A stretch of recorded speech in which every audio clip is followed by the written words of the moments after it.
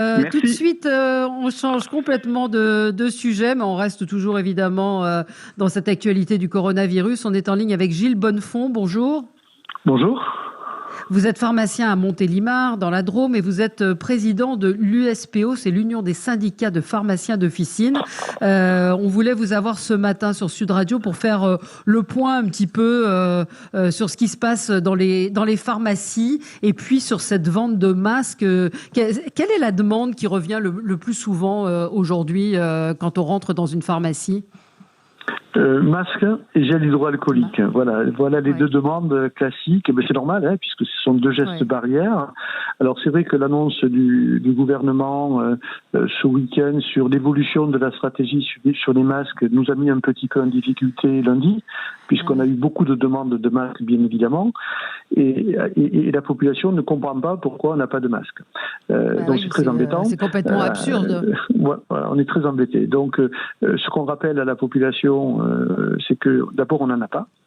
Les seuls que l'on a, ce sont des masques chirurgicaux et FFP2, et c'est uniquement à destination des professionnels de santé, plus les services d'aide à domicile maintenant, puisque c'est nous qui allons aussi les distribuer pour les aidants à domicile, mais ce n'est que pour cette catégorie de professionnels de santé ou assimilés.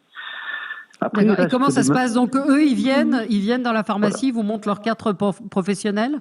Voilà, on tient un registre, des entrées, des sorties, 18 par professionnel par semaine pour les infirmiers et les médecins, 6 pour les kinés, 6 pour les sages-femmes. On est au masque près.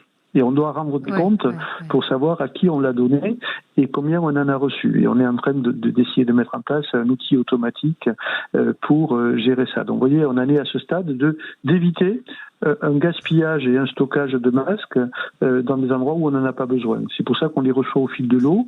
Alors maintenant, ça marche assez bien avec les grossistes répartiteurs, mais on reçoit semaine par semaine pour éviter d'avoir du stock perdu. Du stock, oui. Et donc, vous, ça vous a quand même mis en difficulté, cette annonce autour des masques. C'est-à-dire que les Français ont cru qu'on allait pouvoir en trouver facilement dans les pharmacies, ce qui n'est évidemment pas le cas. C'est ce message qui est passé ce week-end, et effectivement, lundi, c'était des demandes incessantes. Bon, on nous a dit que ça y est, vous allez pouvoir nous donner des masques. Donc nous, ce qu'on dit au pouvoir public, simplement, c'est que d'abord, si les masques FFP2 et chirurgicaux sont réservés aux professionnels de santé, il faut le dire, que ce soit très clair, et on ne peut pas en vendre ou en donner à la population. Ensuite, il y a les fameux masques tissus, qui commencent à avoir des normes de filtration. Donc c'est bien, il faut qu'ils soient normés. Un pour la population, comme les policiers, les caissières, qui sont en contact avec la population, avec un niveau de filtration élevé. Et ensuite, un autre type de masque avec un niveau de filtration plus faible, mais quand même qui filtre. Donc avec une norme. Donc nous, on est prêts, bien sûr, si cette stratégie se développe et que les industriels de lingerie, de couture commencent à industrialiser ces masques, et c'est très bien parce que ça leur fait de l'activité, ces masques en tissu, bien si on doit les mettre à disposition en pharmacie, nous sommes prêts à le faire, mais on demande aussi à ce que le prix soit encadré. Comme ça, il n'y aura pas de débat sur les prix et de différence sur les prix. Quel type de masque, à quelle population ? Au même prix, oui, c'est ça. Et le gel hydroalcoolique, vous en avez suffisamment maintenant ? Alors, ça commence à revenir en officine. Là aussi, le prix a été encadré et c'est très bien. C'est même nous qui l'avions demandé. Les pharmaciens arrivent à préparer j'ai vu deux, trois petites choses pas très catholiques, si on peut dire, d'un pharmacien qui disait oui, mais moi je l'ai fait avec des huiles essentielles, machin, donc je mets 3 € de plus.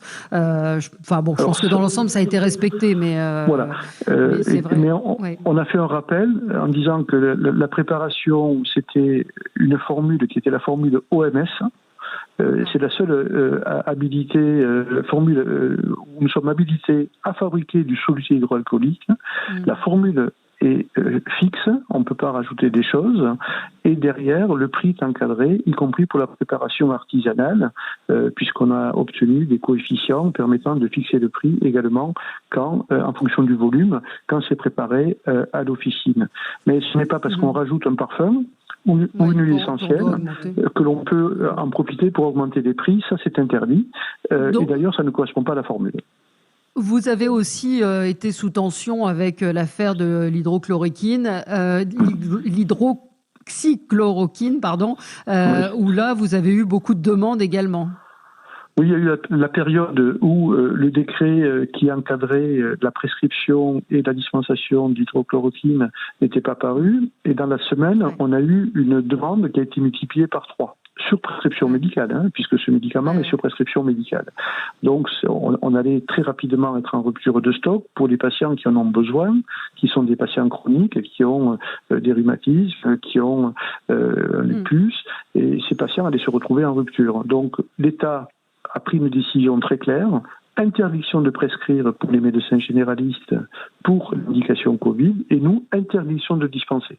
Alors du coup, ça s'est vite arrêté, parce que voilà, le message était très clair, et on attend maintenant les résultats des différents tests pour savoir quelle stratégie on adopte. Mais en tout cas, on a calmé l'affaire. Ce qui a rassuré la population, ça a été le plus important, et ça a été très discret, c'est que on a pu dire à la population que si vous êtes malade et que vous avez un traitement chronique, les pharmacies vont rester ouvertes et votre traitement, même si votre ordonnance arrive à péremption, on se met d'accord avec le médecin pour pouvoir assurer la continuité des soins.